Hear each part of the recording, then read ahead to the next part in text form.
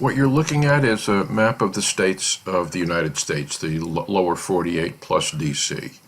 What GIS does is it takes a shapefile, which is what we're looking at. A shapefile has the shapes of all of the states. It has associated with it an attribute table containing information about those states. So a shapefile is one part of GIS. The other part that we need to make use of is a spreadsheet or something like it, a CSV file, comma-separated variable file, which contains information about those same geographies.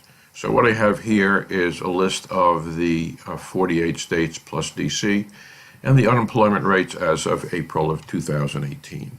And I want to map these data, the unemployment rates.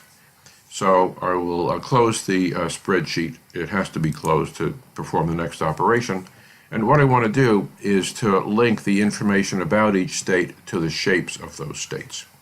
So to do that in here, what I'll do is add the data, and the spreadsheet we were just looking at is the Excel file here, and the Excel file is the unemployment rate sheet.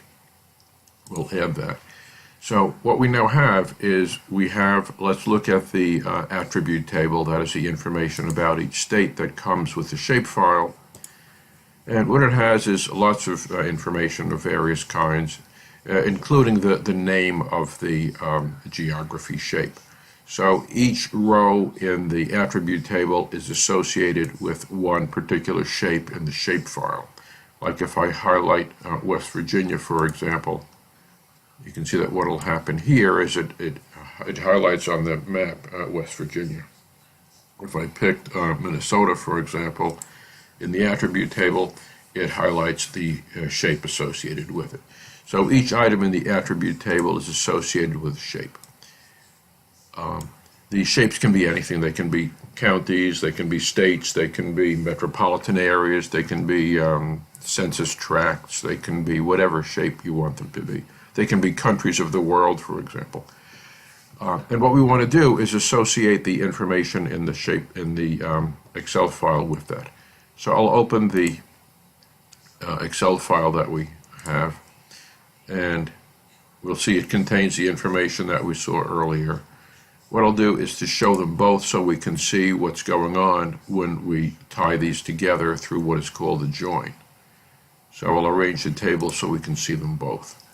What GIS does is to take from the shapefile one of the variables like the name and associates that with the corresponding name in an Excel sheet or something like it, and takes with it the information in the Excel sheet so that can be mapped.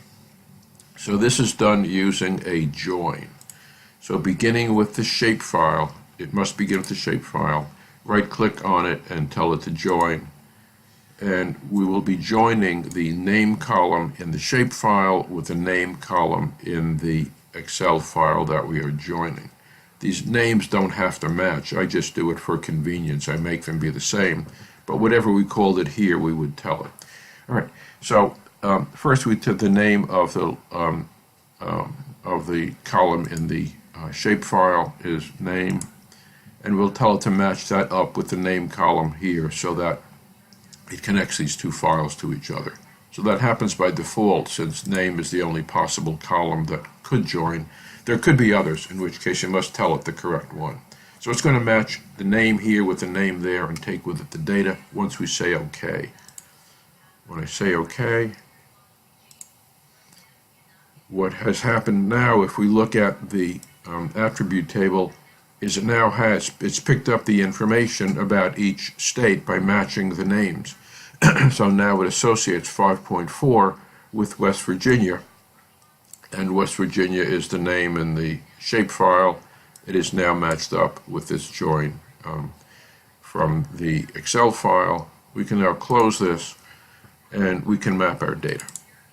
So by double-clicking on the shapefile, we'll open up the layer properties. The layer is the shapefile. And by selecting symbology, under symbology, we're mapping quantities of things. And the quantities we're matching are, it's a field in the attribute table. The field we're interested in isn't the land area or the water area, it's the April 2018 column, which contains the unemployment rates. Just say OK, and there we've mapped our data. So what GIS does is to take geographically linked information, and it lets you illustrate the information about that. Here it's the unemployment rate.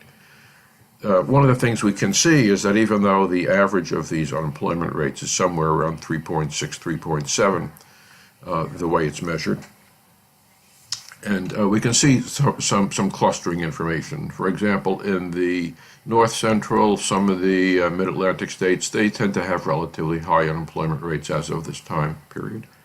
Also, the Western states and the Southwestern states tend to be relatively high. The darker colors are higher numbers. In this case, it has grouped them as 5.4 and higher are in the darkest color, the next darkest color, and so you can see by the color range what we're doing. So what this enables us to do is to match information with the geography and to see patterns. So the patterns are relatively higher unemployment from Texas on around the edge of the United States on the west coast. It's relatively high. And then North Central and Mid-Atlantic, it's relatively high, and in the Midwestern states here, it's relatively low. So to say that the unemployment rate for the U.S. is about 3.7% is misleading, because it's only 3.7% in those places that are in this range of 3.5 to 4.2 in that color range. Everywhere else, it's either higher or it's lower. So this lets us see geographic patterns in the data that we have. So that is essentially what GIS does. It takes shapes, which can be states, as in this case. They can be counties, they can be a variety of different kinds of shapes, countries of the world, anything that you can get the shapefile for. And it takes data about those shapes, it joins them together and lets us illustrate what is going on. So one of the uses for GIS is to display data. In later videos, I'll show how we can use it to analyze data. But this is the basics of what GIS does.